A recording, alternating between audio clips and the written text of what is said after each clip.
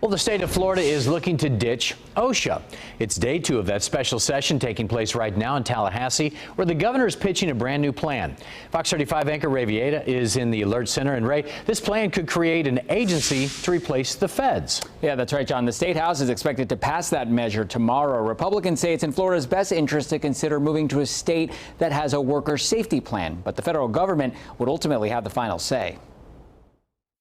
The bill only directs the executive office of the governor to develop a proposal for a state OSHA plan. The identical bills are only 3 pages long. The point is to give the governor the green light to generate a plan for a state-run OSHA program.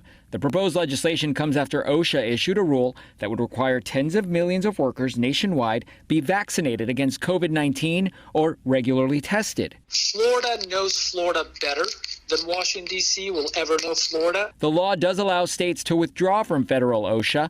21 states, along with Puerto Rico, have already formed their own agencies protecting both private and government workers. If a state has an approved program, they still have to adopt standards that are at least as effective as OSHA standard or identical to OSHA standard. Meaning a state workforce safety program will not give Florida any additional power for enforcing or not enforcing vaccine requirements.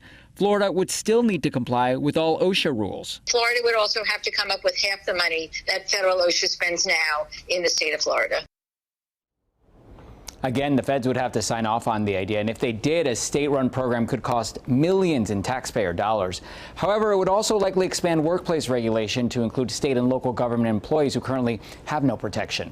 In the Fox 35 Alert Center, I'm Ray Vieta. John, back to you. Well, thanks, Ray. If the plan moves forward to replace OSHA, it could still take 2 to 3 years for federal approval.